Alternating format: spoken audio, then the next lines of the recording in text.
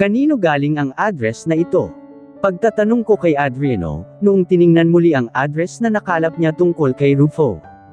Ilang araw na ang lumipas, simula noong nagkausap kami ni Kemi, and I need to move now. Hindi dapat mahadlangan ng babaeng iyon ang mga kailangan kong gawin. I still need to find Rufo. At kailangan ko na ring tapusin ang bagay na ito. Tuldok, sa agency na may hawak sa kanya noon, Ma'am Monica. Sila ang nagbigay, sabi ni Adriano. Napatango naman ako. This must be the real address, then, dahil mismong agency na ang nagbigay. Masyadong malayo ang lugar na ito. Is this really where he lives? Pagtatanong kong muli, napatitig pa rin sa nakasulat na address. Tumango si Adriano. Diyan nga raw ho, Ma'am Monica. Pupuntahan ko na rin sa susunod na linggo, at magtatanong-tanong ako.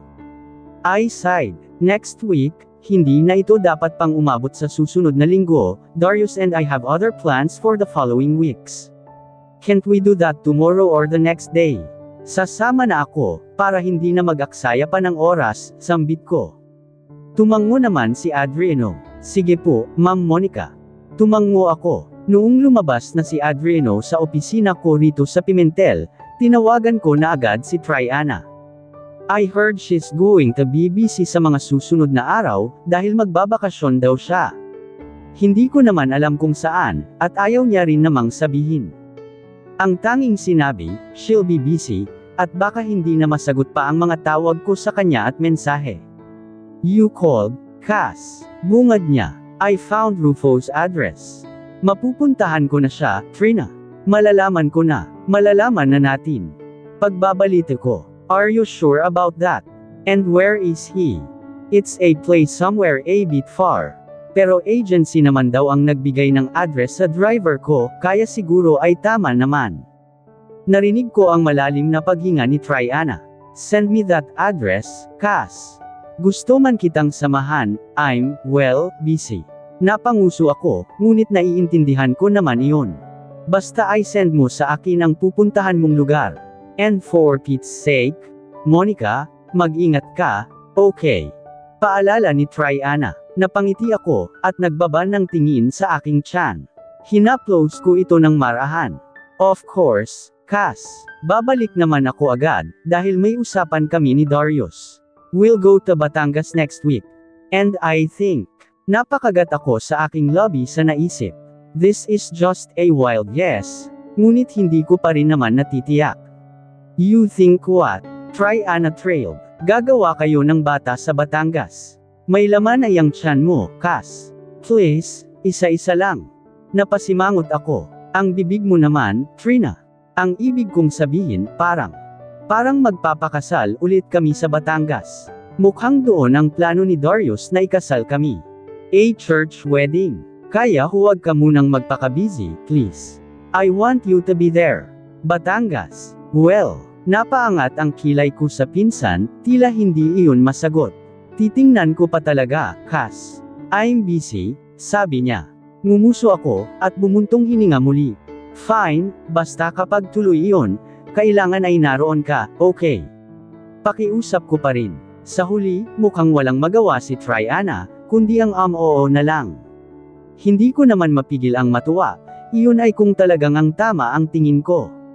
Noong nakapagdesisyon kinabukasan, hindi na ako nagdalawang isip, nasabihan si Adriano, na tuloy na kami upang puntahan si Rufo. I'll finish what I started, dahil kapag tapos nito, siguradong malalaman ko na, kung ano ba ang nararamdaman kung tila kulang sa pagkatao ko. And then I will surely, completely settle with Darius, at ang pamilya na bubuuan namin. Hindi nyo ba sasabihin kay Mr. Escudero, Ma'am? Napahinga ako ng malalim, napatitig sa huling mensahe ni Adriano. And when I had the courage to take a decision, nagtipa na ako. No, sandali lang naman tayo roon. Maaga pa lamang, ay napagdesisyonan na naming bamiyahin ni Adriano, in the hopes of tracing Rufo's location, before the sun sets. Mahirap na kung maabyutin kami ng dilim. Nasa biyahe pa lamang, iniisip ko na ang magiging pag-uusap namin ni Rufo, at kung ano nga ba ang posibleng sekreto ni Dad, at iyon na naman ang lungkot na bumalot sa akin, tuwing naaalalang wala na nga si Dad. He's no longer here with me. Dahil kung minsan, pakiramdam ko'y nariyan lamang siya. That we will meet one of these days. Na naroon lamang siya ulit sa mga family friend namin, at anumang sandali ay tatawag upang mangumusta. Napatingin ako sa labas ng bintana, habang magkahawak ang mga kamay ko sa aking kondongan.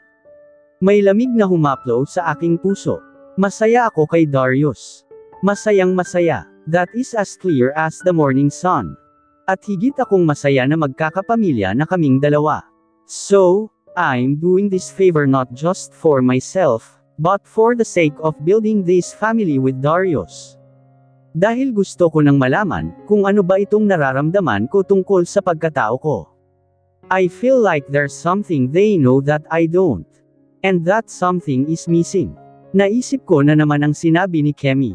Alam niya nga kaya ang sekreto ni Dad. At alam nga kaya ni Darius. Napahawak ako sa aking tiyan. My baby bump is continuously growing now. Lagi ba naman akong pinapakain ni Darius, at hindi ako pinapabayaang magutom, kahit ano pang cravings ko. Even when my craving is literally him. Namiss ko tuloy ang asawa ko. Now, I'm feeling guilty, not telling Darius about this. Pero sandali lang naman talaga kami ni Adriano, at pakiramdam ko, makukontento na rin ako kapag nalaman ko na ang totoo. This will be the last. At least, matatahimik na ako, kapag nalaman ko na kung ano ba talaga iyon. Bandang hapon na noong nakarating kami ni Adriano, sa nakasaad na address. Inabot din ng ilang oras ang aming biyahe, pero dahil sa mga laman ng aking isipan, hindi ko ramdam ang pagod. Is it this place, Adriano? Pagtatanong ko. Nasa isa kaming baryo. Hindi katulad ng napuntahan naming bahay ni Nay Adora, kung saan malapit sa squatter area, ang isang ito ay nasa baryo, na kung saan mas liblib, at wala na rin kami sa El Amadeo, o sa Maynila. Matalahib ang mga nadaanan namin kanina, at kahit medyo nag-aalinlangan na rin, tumuloy pa rin kami. Opo, Ma'am Monica. Ito na iyon, sabi ni Adriano at tinitiyak ang address. Napatingin akong muli sa labas ng bintana. It's a small baryo. May mga bahay na yari sa kahoy, medyo magkakatabi. Marami ring naglalakihang puno. May mga tao pa. May mga batang naglalaro. There are even wire cages for the chickens. Halos sa mga nakatirek na bahay ay kubo. Ako na muna ang kakausap, Ma'am Monica. Maghintay na lang po kayo rito, saad ni Adriano, at nauna nang bumaba. Tumango naman ako. Sinundan ko ito ng tingin, noong naglakad palapit doon, at kinausap ang isang ale na nagwawalis.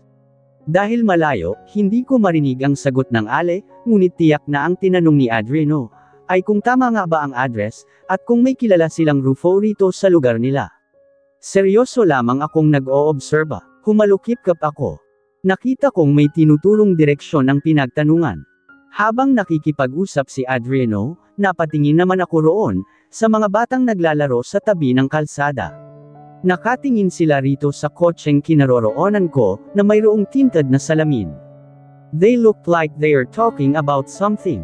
The kids. At naglakad din sila palapit sa kotseng kinaroroonan ko, na ngayon ay nakapark sa gilid lamang. At dahil nagtataka, binaba ko na ang bintana sa aking tabi, lalo na noong palapit na ang mga batang may pinag-uusapan. Bumalik yung babaeng mayaman, ay iba pala. Napatigil sila agad, noong naibaba ko ang bintana, at nakita nila ako. Iba yan, letlet, pabulong na sabi ng isang bata. Oo nga, medyo maikli ang buhok ng babaeng mayaman, sabi naman ng isa. Ngumiti ako sa kanila ng marahan. Hi, I greeted. Nagkatinginan ng mga bata. Hello po, ang isa ang naglakas loob bumati. Noong una, hindi ko naman napansin ang kanilang sinabi. I think they've mistaken me for someone else. May nagtungo ba rito? Pasensya na po, akala po namin, yung babaeng pumunta rito noong nakaraan. Nakakotse rin po kasi yun, at bihira lang po may bumisita rito sa baryo na nakakotse. Paliwanag ng bata. Napatango naman ako, napapaisip. Ngumiti ako sa mga bata, at tutal nandito na rin naman, I gave them some gifts. Wow, pera! Binilang nila ang binigay ko. Nanlaki ang mga mata sa halaga. Napangiti naman ako, noong makitang natuwa sila. Mas malaki pa ito sa binigay ni Miss Ritana. Salamat po, ate. Bahagyang nangunot ang aking noo sa pangalan na iyon, pero sa huli ay ngumiti pa rin. You're welcome, kids. Noong lumapit na si Adriano, umalis na rin naman ang mga bata, at natutuwa sa natanggap nila. Marahan akong nag-angat ng tingin kay Adriano, na agad din namang nagsalita. Dito nga raw sa lugar na ito, Ma'am Monica, ang bahay ni Rufo. Kasama raw nito ang tiyahin nitong may sakit. Doon daw banda ang bahay nila, ani Rufo, at mukhang alam na ang direksyon. Naalala ko nga bigla. Si Rufo, tiyahin ang nagpalaki. Kaya nagsumikap ito noon sa Maynila, at sa pagkakatanda ko, ay janitor sa hotel namin sa Maynila, pero binigyan ni Dad ng trabaho bilang family driver. Hindi ko alam kung bakit, ngunit iyon na naman ang malakas na kabog ng aking dibdib. Puntahan na natin, sabi ko. Tumango naman ito, at nagsimulan na ngang magmanehong muli. Sana nga lang, kapag nagharap kami ni Rufo, hindi katulad ng reaksyon ni Nay Adora ang maging reaksyon niya. And I hope he'll answer my questions. Narinig mo iyon, baby? Malalaman ko na rin ang sekreto ng lolo mo. I feel like he has been keeping a lot of secrets from me. I sighed, hindi maiwasang mapanguso, ngunit kabado pa rin. Nangiti naman si Adriano. Nagpapasalamat talaga ako, na sa kabila ng mga komplikado kong utos, he's still not giving up. Kaya ayaw ko rin na masayang ang mga nasimulan na. Ma'am Monica, ano pong gagawin ninyo kapag nalaman nyo, na kung ano nga ba ang sekreto ni Don Agaton? Pagtatanong ni Adriano, napahinga ako ng malalim, at tumingin muli sa labas. Sekreto nila ni Mommy, natitiyak ko, marahan kong bulong. Hindi ko pa alam, Adriano.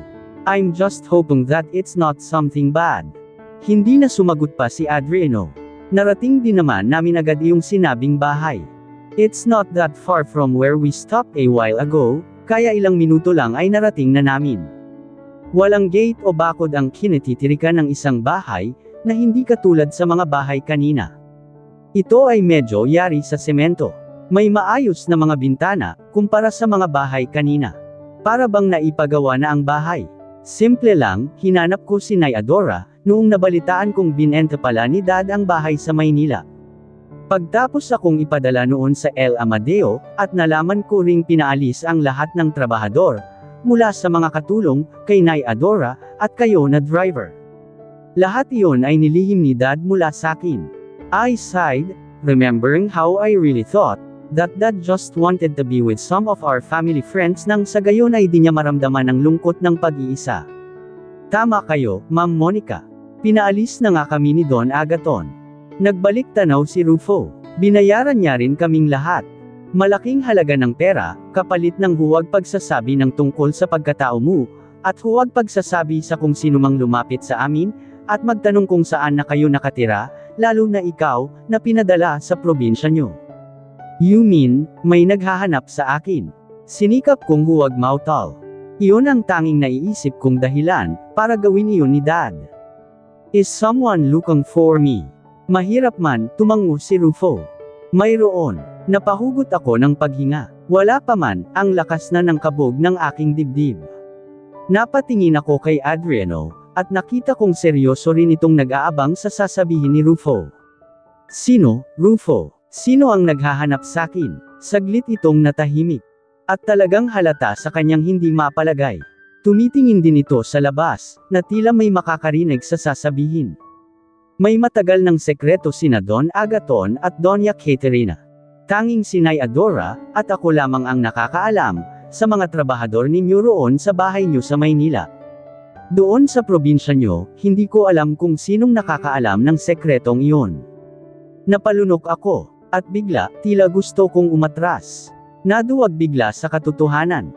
Pero bago ko sabihin ang gusto ninyong malaman, hindi ko matitiyak, kung magiging pareho pa rin ba ang tingin mo sa mga magulang mo kapag nalaman mo na ang totoo, sabi ni Rufo, dahilan para lalo akong manlamig.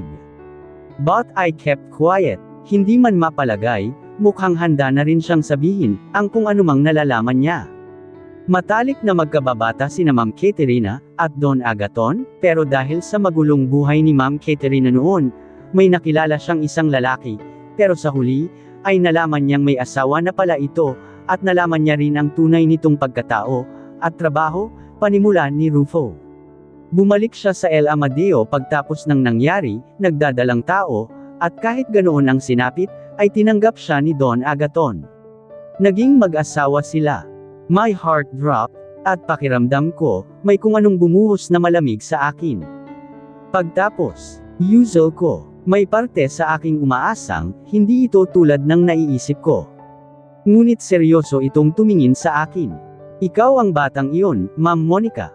Hindi si Don Agaton ang inyong ama. Parang huminto ang isip ko ng mga sandaling iyon, sa diretsahang sinabi ni Rufo.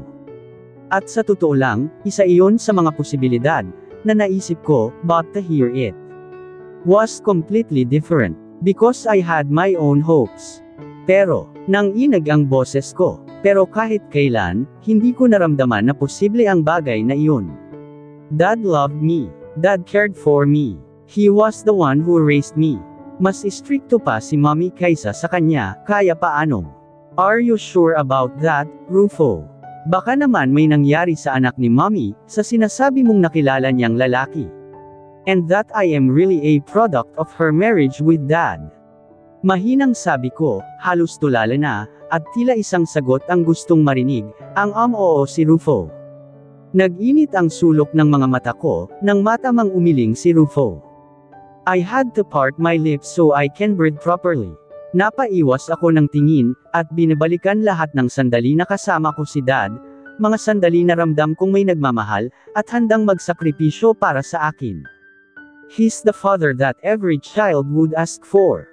He was always there for me. He was always there for Mommy, for his wife. Bakit niya itinago sa akin kung ganoon? Sinikap kong magsalita. Naguguluhan pa rin ako. Siya pa rin naman ang ituturing kong ama, kahit malaman ko.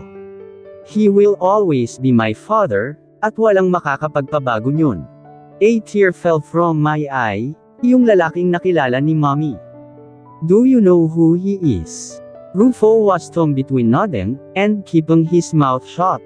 Ngunit sa huli, sa balisang paraan, tumango ito. Siya si Don Gabriel. Matagal niya na kayong hinahanap, matagal na. Kahit noong nabubuhay pa si Ma'am Caterina, lalo akong nanghina. Parang sinasampal sa akin ang katotohanan na totoo nga. I'm not Don Agaton's daughter. I'm not Ann Pimentel. Hindi ko tunay na pinsan si Triana. Does he love my mom? Magkarelasyon ba sila noon? Pagtatanong ko, kahit posibleng hindi iyon alam ni Rufo. I started getting hungry for answers. Hindi ko alam, Ma'am Monica. Ang tanging alam ko, ay matagal ka nang hinahanap ng tunay mong ama. At matagal ka na ring pilit nilalayo mula sa kanya. Kung ano man ang rason, hindi namin alam ni Nay Adora. At nag-iwas na ng tingin si Rufo, alam mo ba kung nasaan siya? Alam nyo ba? Pagtatanong ko, tumayo na si Rufo, balisa pa rin. Mayroon siyang negosyo rito sa Pilipinas. At alam ko rin kung saan ninyo siya mahahanap. Saan, Rufo? Hindi ito nagsalita, at sa halip ay kumuha ng kapirasong papel, at sinulat doon ang address. Sa nanging gingi na kamay, inabot iyon. Diyan, maaari niyo siyang mahanap dyan sa susunod na linggo, nauutal na sabi ni Rufo. Si Adriano ang kumuha niyon, at binasa ang sulat. Pagtapos ay seryosong tiningnan si Rufo na napaiwas ng tingin, at yumuko. Tiyak ba ito? Alam ko ang lugar na ito, malapit ito sa isang pier. Oo, doon mahahanap niyo si Don Gabriel. Napatingin ako kay Adriano. Base sa reaksyon nito, mukhang totoo ngang alam niya ang lugar na iyon. Nakikiusap ako, Ma'am Monica. Huwag niyo na kaming balikan dito. Huwag niyo na kaming guluhin pa. Nagmamakaawa ako sa inyo. Ayaw naming madamay sa gulo. May sakit na ang tiya ko, at nagpapagamot din ang isa ko pang kamag-anak. At pinaghirapan naming maipatayo ang bahay na ito. Hindi kami makakalipat katulad ng ginawa ni Nay Adora, kaya ako na ang nakikiusap. Huwag niyo na kaming balikan, tila ba takot na takot si Rufo. And it's the thing I don't understand. Bakit sila natatakot? Ano ang kinakatakot nila? Tumingin sa akin si Rufo. Halos hawakan nito ang kamay ko, at nakikiusap. Parang awa niyo na, Ma'am. At pakisabi na rin doon sa babae, na huwag niya na rin kaming guluhin, saad ni Rufo. Pagod man sa pangangilad dahil sa luha ang mga mata ko, hindi ko maiwasang isipin kung sino ang babaeng iyon. Is it the same with the woman that the kids mentioned a while ago? Sinong babae, Rufo? May nanggugulo sa inyo. Tila natauhan si Rufo. Nagulat din siya sa nasabi. Agad siyang umiling. Umalis na ho kayo, Ma'am Monica. Nakikiusap po kami, ang tanging sabi ni Rufo, at tuluyan ng tumahimik sandali lang, Rufo. Sinong babae ba iyong? Umalis na kayo, biglang pagtataas ng boses nito. Lalo akong naguluhan. At magsasalita pa sana ako, ngunit nagsimula na ring magwala ang tiyahin ni Rufo. Kinailangan na itong daluhan, kaya naman napilitan na akong lumisan. Ma'am, umuwi na ho tayo, ani Adriano, at nilayo na ako sa lugar na iyon, kahit ang dami ko pang gustong itanong. Sandali, Adriano, kailangan ko. Ma'am Monica, tatawag na si Mr. Escudero anumang oras, paalala ni Adriano. Wala na rin akong nagawa. Pinagsarhan na rin kami ng pinto ni Rufo, at maging ng mga bintana. Ano ba ang ibig sabihin ng lahat ng ito? Sino ba ang tunay kong ama? At bakit tila kinatatakutan siya ng mga ito? At dito na po nagtatapos ang kabanata ng ating kwento. At sanay muli niyo po akong samahan sa mga susunod pang kabanata. Maraming salamat po.